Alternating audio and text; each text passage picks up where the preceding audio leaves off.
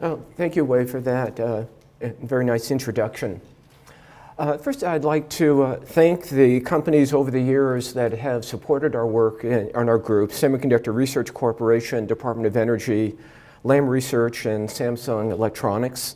And I'd particularly like to thank colleagues, students, and postdocs over the years who have actually done the work that I take credit for. So in today's talk, I'd like to give a brief overview of my perception of the micro versus nano-electronics. And then, since this is intended to be a little bit tutorial, I'd like to give a primer on plasma etching. What does it really mean to plasma etch a material? And then get to the heart of the matter of how plasma modeling has hopefully helped accelerate innovation in the industry. So when nano meets nano, the term nano systems has evolved over the years. It used to be you only needed to be small enough to get funded. But now nano really does mean the nano-scale. Have some work here from Palab's fine research of 2 scales of nano, one 100 nanometers for nanowires, and then only 2 nanometers for the actual active junction in an indium gallium nitride dot in the nanowire laser. It's truly fantastic that we've gotten actually to the nano level. But I would argue that the microelectronics industry is just about there as well. This is one version of the very famous Moore's law showing the size of the gate in MOSFET devices. And now out here in 2016, we now have commercial versions of MOSFETs with 14 nanometer size gates, soon to be 9 nanometers in a few years. And these are micrographs of both Samsung and Intel devices, just not to show any favoritism to our sponsors. Now, I would argue that this is in large part enabled by plasma processing. This is another version of the Moore's law, the number of transistors per chip per year. And this is the last device that was made without plasma processing, the 386. That came in at a few 100,000 transistors. And this is the Intel Core M Broadwell, which is the first Intel product at 14 nanometers, which simply would not have been possible in the absence of plasma processing. So if you could go back in time, this is the world without plasmas, and this is the world with plasmas. So with that background, I'd like to give this group a primer on plasma processing to give some context for the rest of the talk. And this is the basic plasma etching reactor. You have a vacuum vessel that you fill to a few tens of millitorr with gas. You have a radio frequency power supply of some sort to make the plasma. You have other radio frequency power supplies whose intent it is to accelerate ions into the wafer in order to activate the etch.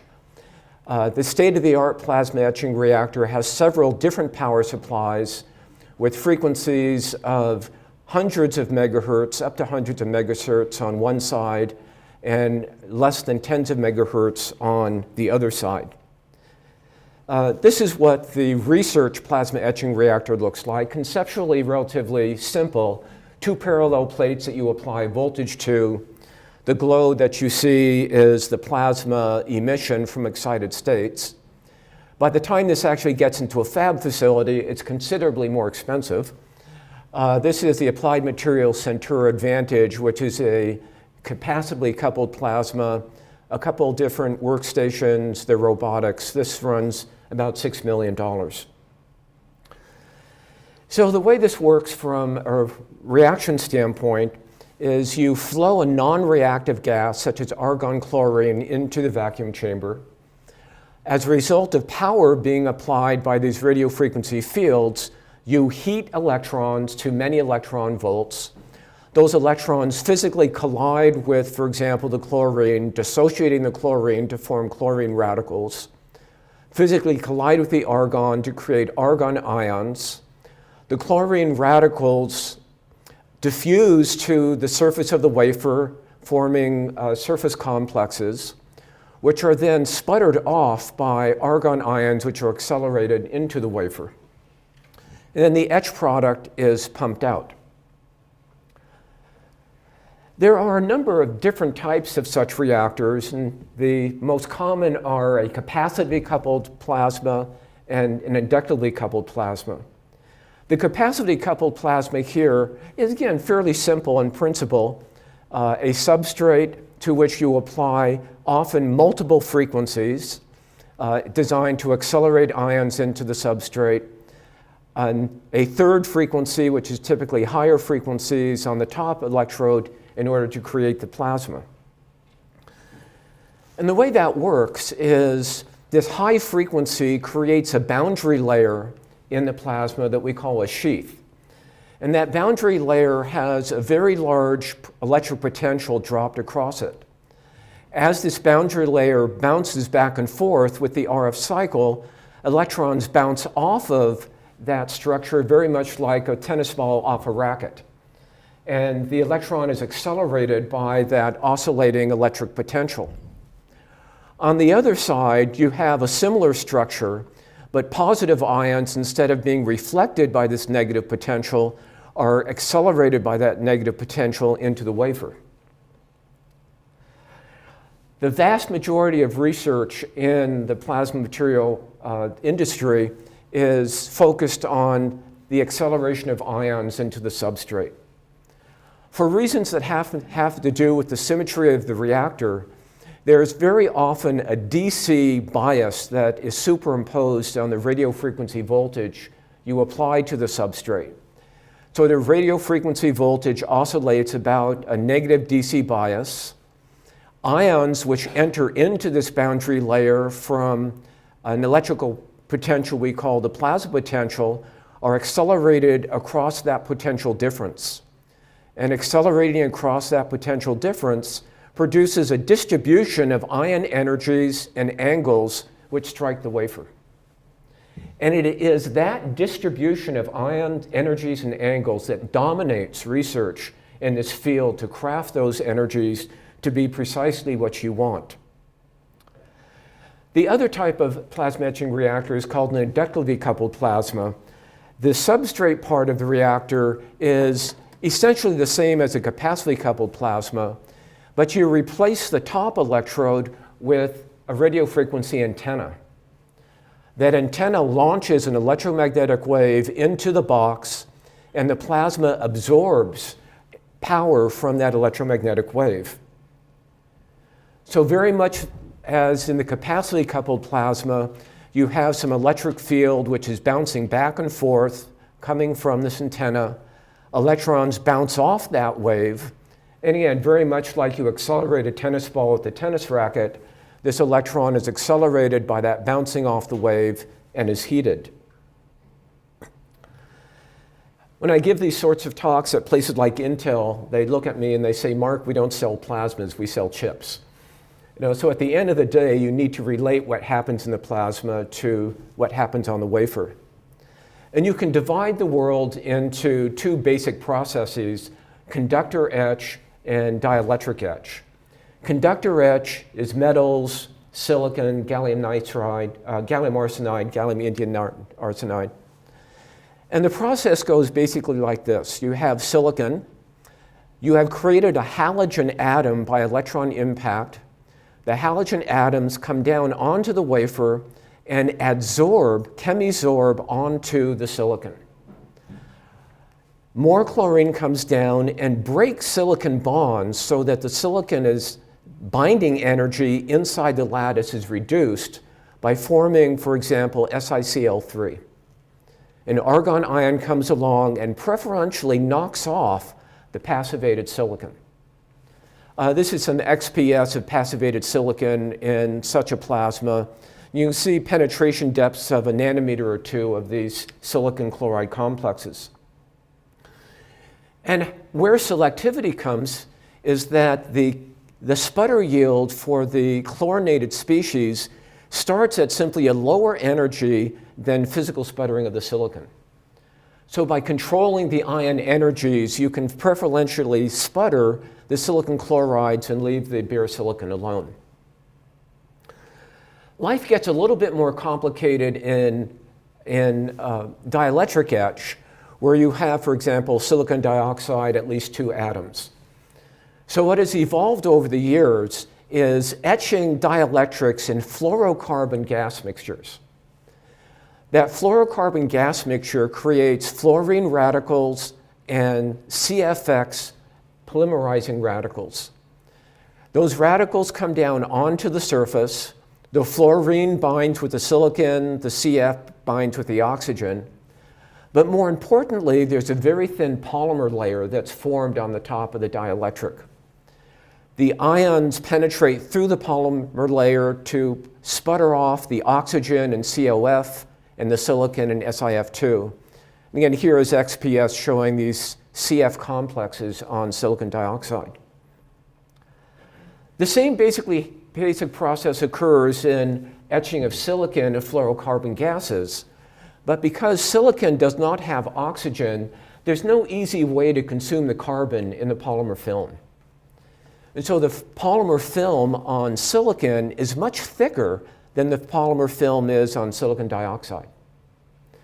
And that much thicker polymer results in a much higher ion energy that's required to chemically sputter the silicon compared to the silicon dioxide.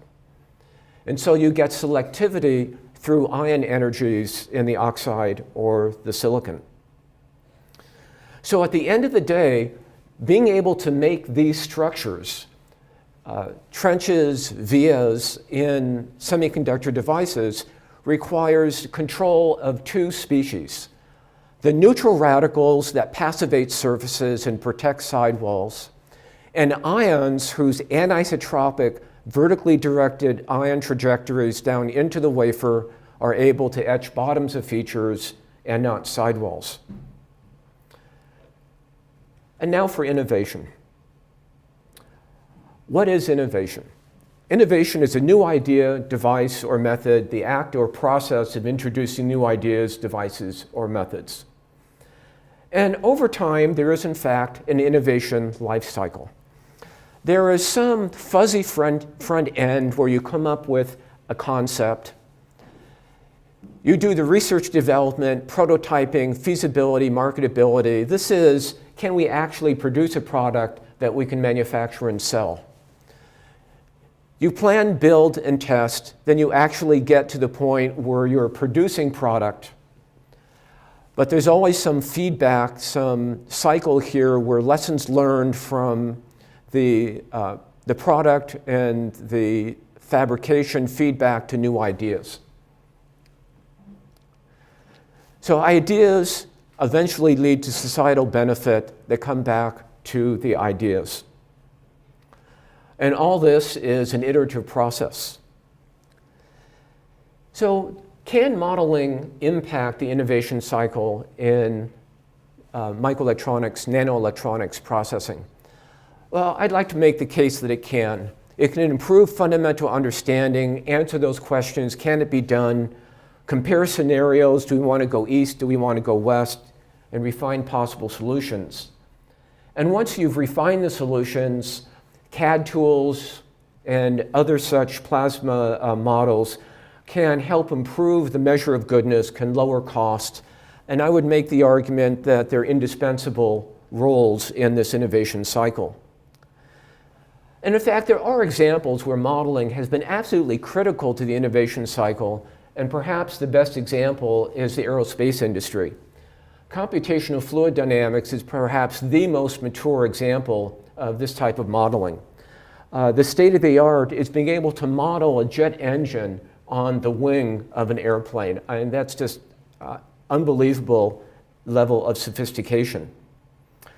And one can only look to Boeing to see how the CFD modeling has impacted the industry. This is a sketch of a 787, Boeing's newest airplane, all the different places where CFD modeling has impacted the innovation cycle. And in going from the 767 to the 787, the number of wind tunnel tests required to perfect the plane have gone down by a factor of 7. That's a huge, huge cost savings. So the question is, plasma processing is nanoelectronics. is there a record of innovation being promoted through integrated reactor and process design? And I would make the case, yes, there is a record. These are some results from our colleagues at Lam Research showing one of their current challenges, and that is etching a FinFET transistor. We'll say a little bit more about this later. One of the challenges is etching the material around this fin in the FinFET transistor without having any what they call recess gate damage, that is going beyond the edge of this little fin. So our colleagues at Lam Research have brought to bear in this activity a series of different models at the reactor scale, modeling the production of plasma-activated radicals and ions onto surfaces, used feature profile models in order to optimize the particular reaction mechanism, ion energies going into the surface with the goal of reducing damage through an optimized pulsed hardware. And the end of the day is, yes, indeed, they have reduced the damage layer to on the order of a few angstroms, and this was enabled by plasma modeling. So I would like to make the very prejudiced observation that the digital revolution, in fact, depends on our ability to control the generation of radicals and ions in plasma processing reactors. You put in neutral gases that are unreactive, electron impact breaks apart these radicals. You form fluxes of radicals and ions down to surfaces. And if you can control these electron energies, you can control these ion energies, you can differentiate between etching silicon and silicon dioxide, and that's nano-electronics. And think Intel 386 as a last processor that didn't use plasmas. So is there a record for modeling having enabled innovation in advances in micro to nanofabrication? I would say yes. Can this record of modeling be enhanced innovation, be extended beyond Cmos? Well, I'd like to make the argument that perhaps it can. And I'll use examples from our research group in applying modeling and simulation to helping advance innovation in the fabrication of nano-electronics. So very, very quickly, a description of our models. We've developed in our group over the years a number of different modeling platforms for both reactor scale and feature scale modeling. The reactor scale model is the hybrid plasma equipment model that's become something of an industry standard for plasma process design. It's a modular simulator that basically breaks up physics into different modules and exchanges information between those modules on the timescales that are appropriate for the phenomenon. We then take those fluxes of radicals and ions that are generated at the reactor scale and use Monte Carlo-based feature scale models to predict the evolution of the on-wafer features. And this is an example of how these models have been employed in industry. These are results from our colleagues at Lam Research showing what I'll call the validation cycle for the models. This is an inductively coupled plasma that is a non-proprietary version of a Lam reactor. Coils are powered at 15 megahertz. You flow in gas of helium and chlorine to create a plasma with plasma densities of about 10 to the 11th per cubic centimeter. A bias on the substrate accelerates ions into the wafer, and these are the distribution of ion energies and angles hitting the wafer. And then they actually etch things. And this is the comparison of the feature scale models with test structures etching polysilicon by helium chlorine plasmas. And it's actually quite impressive agreement. So now let's look at how modeling is being used to try to accelerate the innovation cycle. And I'd like to begin with sort of the baseline standard reactor in the industry that is used to etch high aspect ratio features in dielectrics. This shows one of the challenges in etching such high aspect ratio features. Ideally, these features, which eventually become memory cells, want to be very straight cylinders that are uniform from top to bottom, and every one is exactly the same, so the charge in each one of those memory cells is exactly the same. And you can see that they start off kind of cylinder-like, but by the end of the day, you have bowing and tapering of these features, which is something that if you can't get rid of, at least you want to control. So here is the generic two-frequency capacity-coupled plasma that's used in the industry. A 30-centimeter diameter wafer sits on an electrode that is powered with two frequencies, a high frequency that controls plasma density and a low frequency that accelerates ions into the wafer. The actual aspect ratio is shown down here. This is expanded so that you can see it a little bit better. And this is the sort of plasma properties that are produced. This happens to be just in argon, but we'll show more complicated gases in a moment. This is the density of plasma species. This is the temperature of electrons. And this is different ways in which you create the plasma by little electron beams that come off of surfaces and by electrons in the bulk plasma. Electron densities of about 10 to the 11th for gas pressures of a few tens of millitorr, and electron temperatures of a few electron volts. These are ion densities as measured by ion currents that are measured by probe at Lam Research and predicted by the models. And good agreement in this business is probably about plus or minus 10%. And this would be considered a good agreement for experiment versus model. So the idea behind the capacity-coupled plasma that uses two frequencies is that you want to use the high frequency to only change the density of ions, but not affect the ion energies. And you want to use the low frequency to only change the ion energies, but not affect the flux of radicals that comes down onto the reactor. And these are the plasma densities that you get by increasing high frequency power and low frequency power.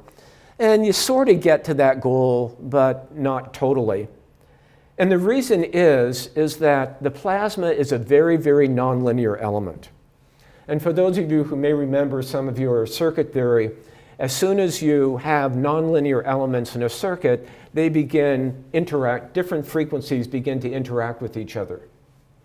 And here's an example of just that. This is an example of trying to only change the high frequency, to only change the distribution, the magnitude of ion fluxes. But through that nonlinear interaction, you end up changing the ion energies that strike the wafer. This is an example of changing only the low frequency, and you are able to control ion energies quite nicely by changing the low frequency power, but unfortunately you also change ion fluxes that hit the wafer through these nonlinear processes.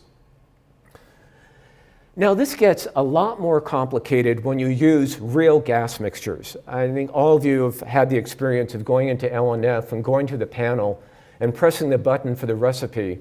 And the recipe is some horrible mixture of argon, CF4, oxygen, nitrogen, and other things.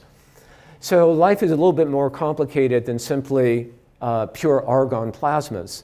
But you do, on the average, maintain this scaling of where increasing high frequency power changes the ion fluxes in this complicated gas mixture in a nonlinear way, but you're able to control these ion fluxes, these ion energies in a linear way with the low frequency power. And at the end of the day, that affects the profile of the feature that you etch. So this is a high aspect ratio trench being etched into silicon dioxide by this argon CF4 oxygen gas mixture. And as you change the high frequency power, you not only change the etch rate, but you change the sidewall slope.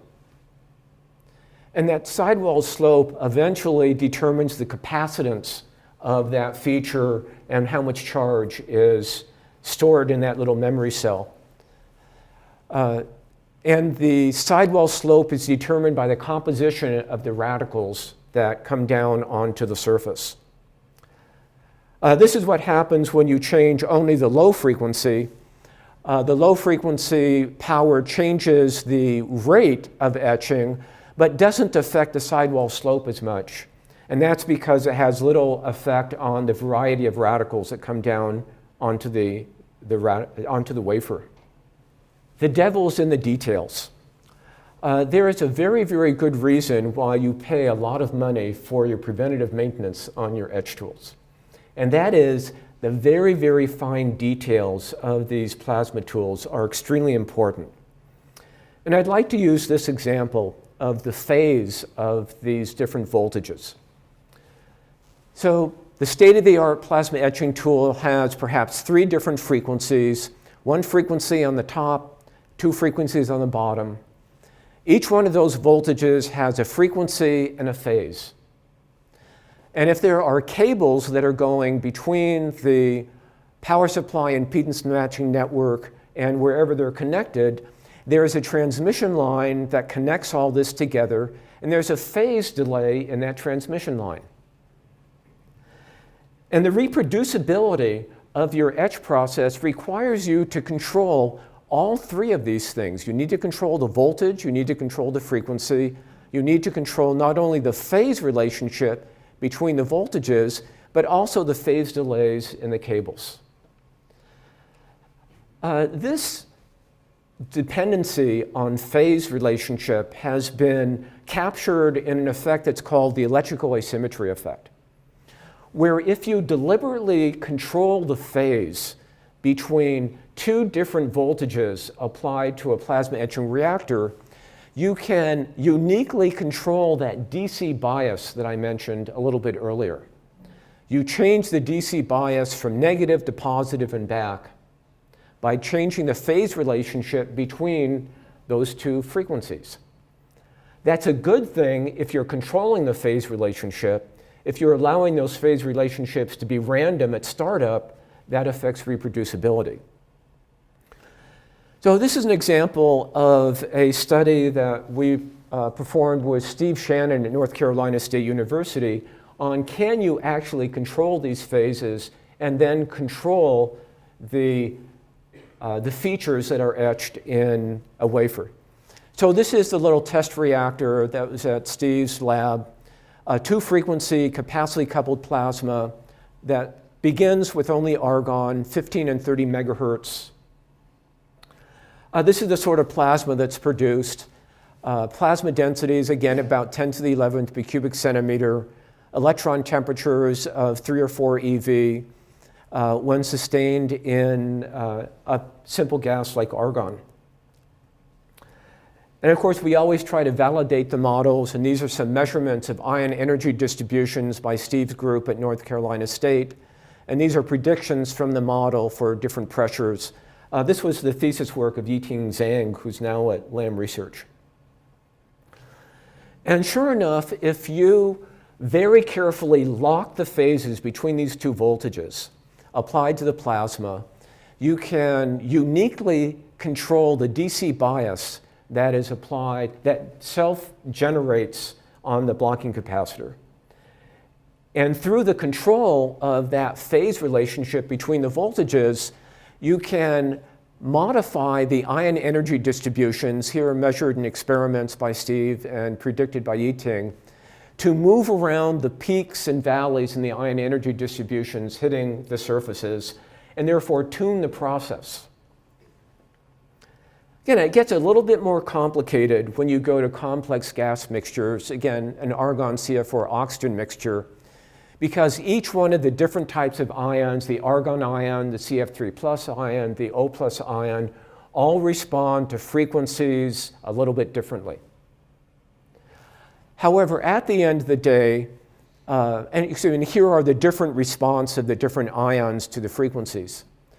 But if you can control and lock those phases between the voltages, you can begin to get some control over sidewall slope and other features of these high aspect ratio contacts. This was a lesson in the circuit does not stand alone. The circuit is a very, very important aspect of the final product on the wafer. And I'd like to use as an example pulse plasma processing. This was some of the thesis work of Sang-Hun Song, who's also at Lam Research. Our people actually go to different places, but these people ended up at Lam Research. So the idea is that most of the plasma tools in LNF are CW tools. You turn on the power at steady state power. But you have the option of pulsing that power on and off. And the idea there is that the average rate of some process of the average distribution function is different than the average of the time-varying distribution function. And since radicals and ions depend upon these distribution functions, by using different pulse power formats, you get different ion fluxes and different radicals. But here's an example from colleagues in Japan of using a pulsed microwave plasma in a fluorocarbon gas mixture to look at the selectivity between silicon and silicon dioxide. And this again shows the thickness of that fluorocarbon layer on silicon dioxide being thinner than silicon, but very dramatic differences between pulsed and CW plasmas. And these differences in the fluorocarbon layers gives you differences in the sidewall slopes of the features that are produced. Here's an example from our work showing how pulsing the bias applied to a substrate gives you time-varying ion energy distributions onto the substrate that gives you a wholly unique ion energy distribution that you simply couldn't get on a CW basis. So here again is our sort of generic two-frequency capacity-coupled plasma. We apply a low frequency to the bottom electrode, a high frequency to the top electrode, our argon CF4 oxygen gas mixture for etching silicon dioxide. And we acknowledge now that we actually have a circuit. And that circuit has in it a blocking capacitor. So here is some of Sang-Hun's results in pulsing the low frequency, only pulsing the voltage on the lower electrode. The plasma gets more intense, it decays away as the voltage goes away. As the voltage goes on, you get a little pulse of higher electron temperature. There we go. That pulses the electron energy distribution, and all of these things feed back into radicals and ion fluxes onto the substrate. But where the circuit comes in is that, I don't know a lot about electrical engineering, but I know about RC time constants. And as you change the capacitance in your circuit, you change the RC time constant response of the pulsing. That changes the relationship between the plasma potential and the DC bias, which then changes the time history of the ion energy striking the substrate. So this is the time history of that ion energies. If you have a large blocking capacitor, a small blocking capacitor, this is a large blocking capacitor. Come up. We're pulsing. Pulse. There we go. So we're pulsing high ion energies. We turn off the pulse, low ion energies. This is the longer RC time constant. Small variations in these resonant circuits result in differences in ion energy distributions to the substrate. And in fact, you can control different components of the ion energy distribution, low energy components and high energy components, by how long you pulse, how long the power is on and off. And that results in real differences in your ability to control the feature properties. This is the sidewall slope by having otherwise identical conditions, but simply having a different duty cycle, a different length of time that you have the power on or off during the pulse. These again are high aspect ratio features in silicon, going from short pulses to CW, and you get significant changes in that sidewall slope that then translates into capacitance or charge storage in the memory cell. If you pulse the high frequency instead of the low frequency, you get similar behavior. Plasma goes on and off. You have pulsing in the electron energy distribution. You have a little bit less variation in the ion energies because that high frequency is best for producing radicals and not ion energies. But again, at the end of the day, by changing the variety of radicals that come down onto the surface, by changing duty cycle, you again have some sort of control in what the sidewall slope and etch rates are in these features. The quest to control these ion energy distributions is relentless and unending. There are countless people in the industry that are trying to do this precisely and cheaply. There is an expression in the industry called COO, cost of ownership. It is some measure of how much did it cost you to buy the tool, how much time is it going to take you to pay off the tool, how much uptime, what's the footprint in the fab, what does it cost me to put a wafer in and out. And unfortunately, many of the solutions that the industry are coming up with have a very high cost of ownership because it's many power supplies, many frequencies. So there's a motivation to come up with innovative examples of where you reduce the cost of ownership. And this is an example of where Steve Lanham, his group member, is investigating, instead of using multiple power supplies with different frequencies to produce different ion energy distributions, why not just use one power supply and chirp the frequency? So this is an example from his work where instead of applying a constant frequency to the substrate, you chirp the frequency from 2 megahertz to 20 megahertz. These are ion energy distributions hitting the substrate for fixed frequencies. This is the chirp frequency and the time dependence of that chirp frequency. This adds flexibility, it adds tunability, but it also lowers cost of ownership. Now, a few years ago at a conference, a group of us were sitting around a non-alcoholic table and came to the conclusion of, plasmas produce photons. I know that because I'm looking at a fluorescent lamp and I'm seeing light coming out of a plasma. And the fact that plasmas do produce photons is, if not ignored by the industry, certainly not high on their priority list. And that was the situation until a few years ago when a close friend and colleague, Vince Donnelly and Dimitri Economou at University of Houston, discovered a photon-assisted etching effect. And this was the result of them being able to control ion energies to produce extremely narrow distributions. They took that very narrow ion energy distribution and reduced the energy lower and lower. The sputter yield of silicon in a chlorine plasma reduced lower and lower. But when that ion energy got below the threshold for sputtering, they were still etching.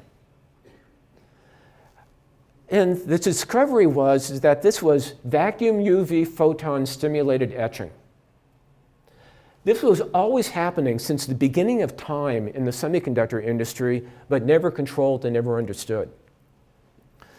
So in work done by Peng Tian and my group, we began a study on how you might use pulse plasmas in order to control not only ion fluxes, but photon fluxes.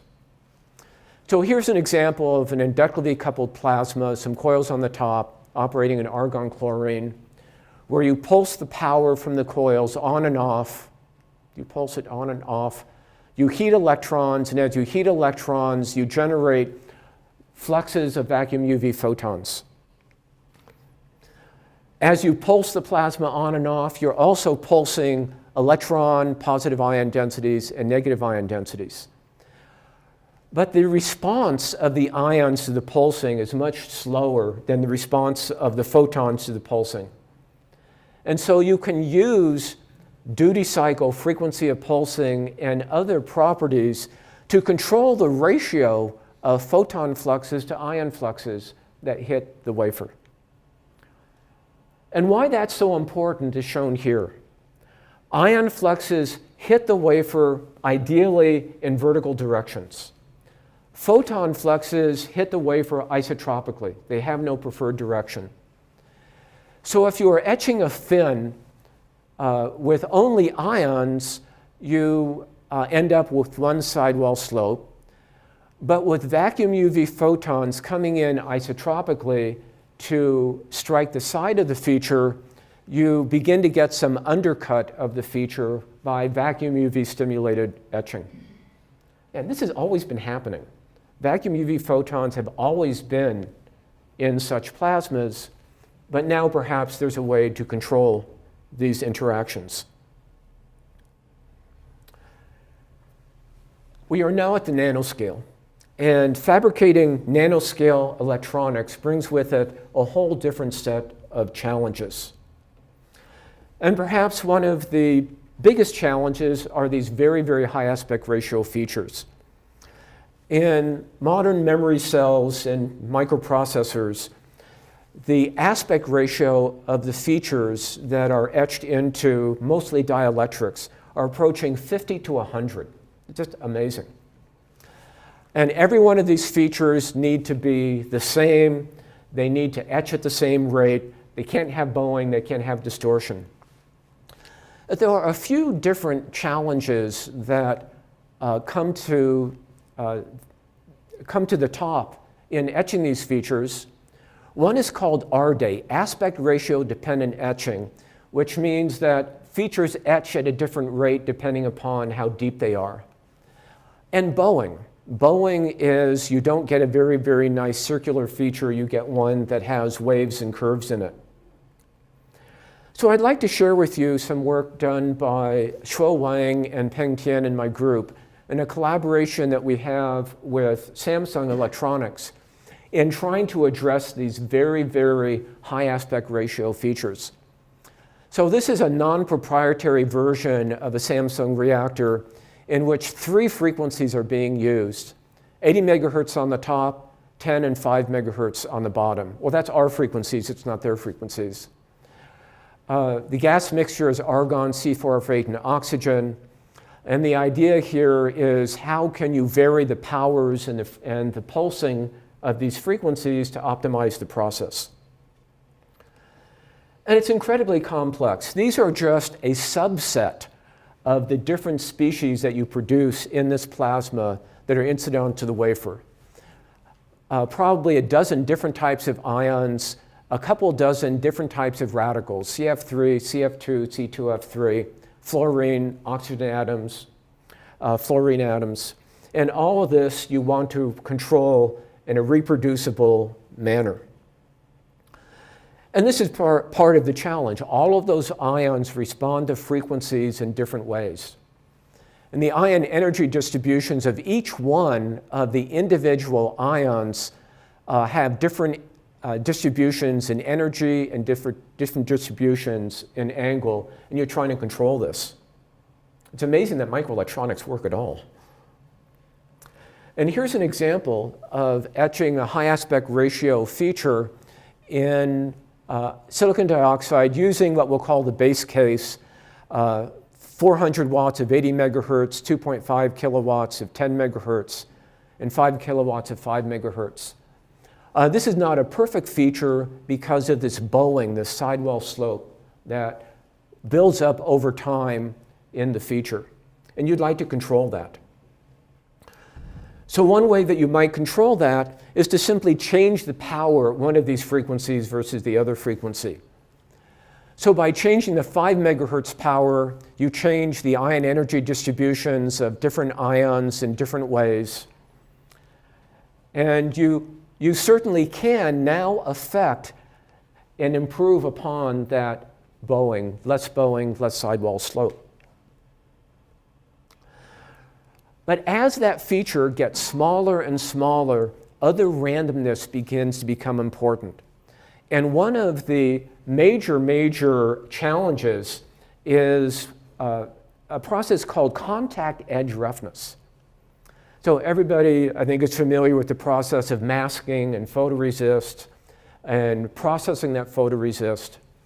When your feature size is a few microns, the small roughness that you have around the edge of that mask, that's just a result of the polymers in the mask have a finite size, is not very consequential. But when the feature is only 10 nanometers across, and you have a polymer molecule which itself is a nanometer in size, just the random roughness in the photoresist can get imprinted into the device that you're etching. So here's an example of a study where we've purposely put a little bit of roughness on the mask to see how that roughness translates into a feature that's being etched. And this is the result. This is a little bit of erosion in the mask. We had this purposeful roughness in the mask, and these are cuts through a feature at different levels. The mask shows this roughness. At the top of the feature, you maintain that roughness as ions are channeled by the roughness into the feature. But as you get lower and lower into the feature, you begin to diffuse away some of that imprinted roughness. And very deep into the feature, you begin to lose it, but you still see some evidence of it. The problem here is that roughness is random. Every feature has a tiny little bit different roughness that translates into roughness of the sidewalls of the feature, which again goes to capacitance and stored charge. So I'd like to finish up with one of the most challenging areas of plasma processing for modern microelectronic devices, and where I am convinced that modeling can improve and help the innovation cycle. And that is aspect ratio dependent etching in FinFETs. That's a mouthful. So this is the basic problem. These are simply trenches in silicon that began with masks with different size openings. And if you simply put this in these otherwise identical features that are only microns away from each other into a plasma etching reactor, the larger features etch faster than the smaller features. Now, there is absolutely nothing different in the plasma over a span of 10 or 20 microns. So this aspect ratio dependent etching is due to transport processes inside the feature. And the working assumption or working hypothesis is that it is the transport of neutral radicals into the feature that's called the conduction limit that is responsible for the smaller features etching slower. You simply have lower conductance of gas through the smaller features than the larger features. Now, where that becomes very, very challenging is in the evolution of Cmos technologies. In the old days, we had planar MOSFET. Here's the source. The drain is on the other side. There was only a single aspect ratio in this device that you needed to worry about. But now we're going to FinFETs, and not only a single FinFET, but many FinFETs. The 14 nanometer devices in production now are TriFETs, 3 fins. And I would be challenged to find a single aspect ratio in this device. You have one aspect ratio between the fins, you have another aspect ratio on the outside of the fins, and when these devices are actually fabbed, you can see in between the fins different aspect ratios and outside the fins. And each one of those aspect ratios will etch at a different rate. So here's some example from Chad Gerard's thesis work in applying feature scale profiling to investigation of these topics. These are 3 fins etching in silicon using an argon-chlorine gas mixture with a spacing of 200 nanometers between the fins. Note that as the feature gets deeper and deeper, the etch rate between the fins slows down compared to the smaller aspect ratio between the sets of fins. And in fact, if you look into the board along the length of the fin, the etch rate inside the fins is different. And that's because if you're at the edge of the fin, you see a larger view angle to the plasma and think that you have a smaller aspect ratio than if you're in the center of the fin. And here is perhaps the origin of this effect. This is the chlorine flux that are hitting different surfaces. And on the inside of the fin, you have less chlorine flux than on the outside because it has less conduction and more difficult to get inside. Whereas the ion density coming down, the ion power density coming down vertically is the same outside and inside. Well, what is going to save us? Atomic layer etching will save us. Atomic layer etching is a pulse process where you use 2 different plasmas. A plasma which is called the passivation plasma and a plasma which is called an etching plasma. And what the generic atomic layer etching is you start with perhaps silicon. You modify only 1 atomic layer of that silicon. You selectively remove that 1 layer, and then you start this process again. So an example is silicon atomic layer etching in chlorine plasmas. You start off with a silicon layer. You passivate that silicon layer with a chlorine plasma, and it self-terminates. Once you've passivated the entire layer, the process stops. It's called self-limiting.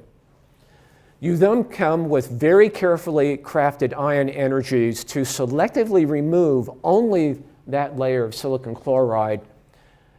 You're left with bare silicon. You go back to step 1 and you repeat this process.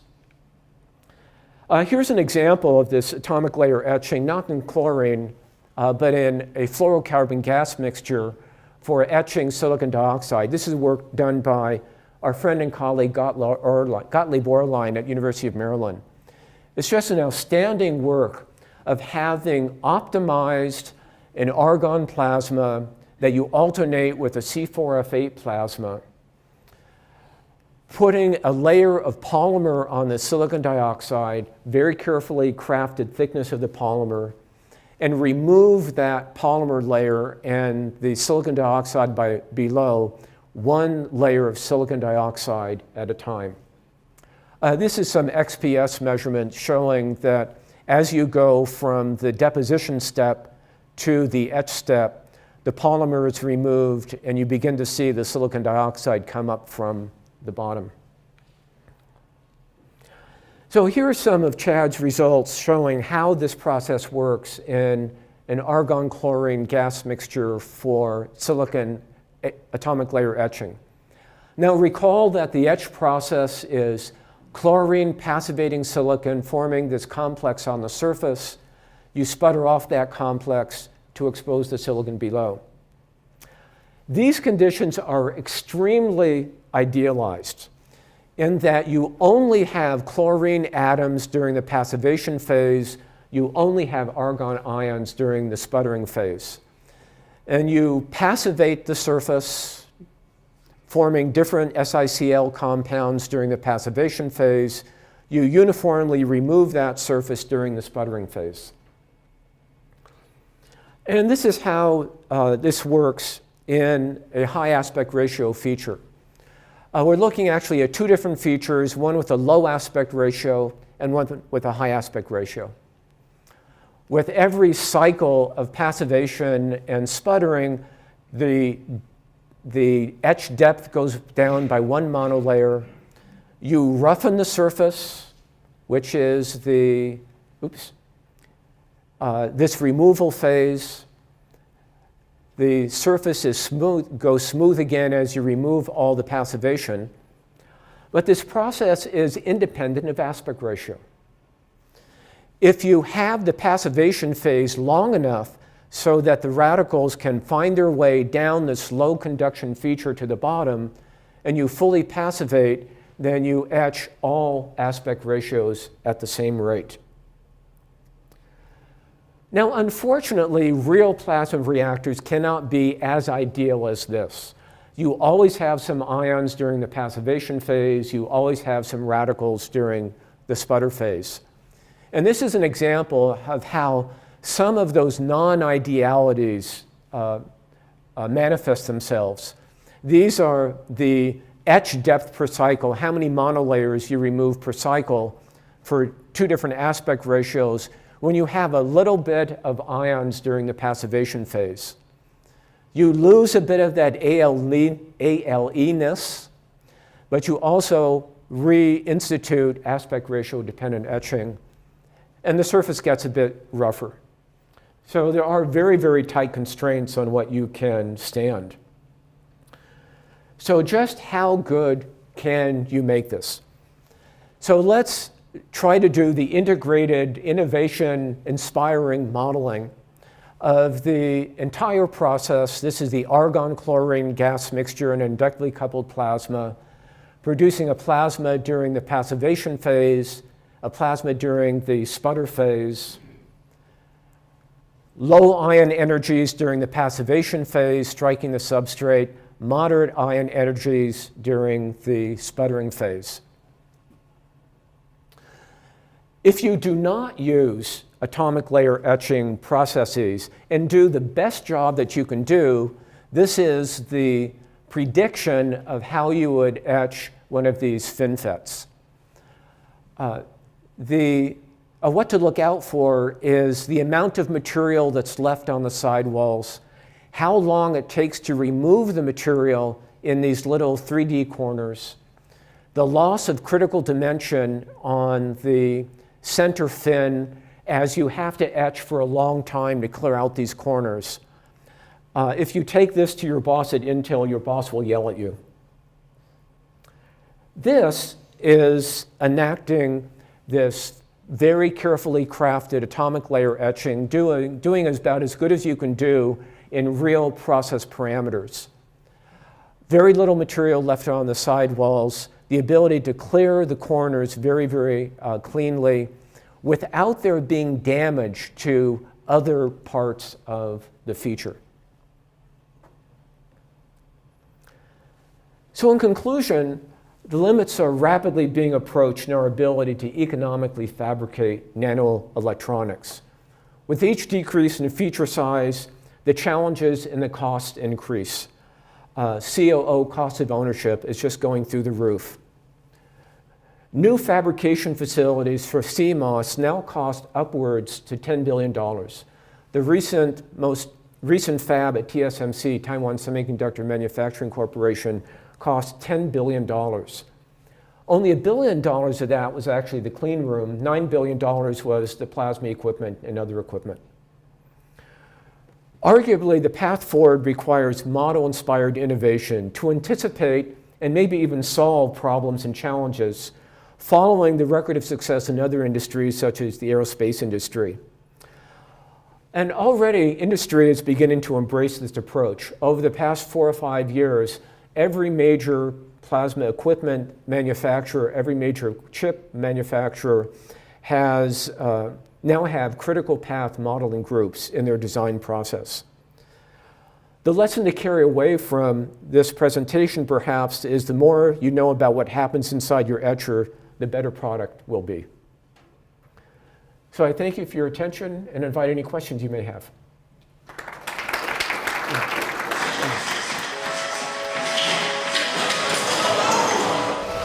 It hasn't been easy. Whoa! The robot falls, it breaks.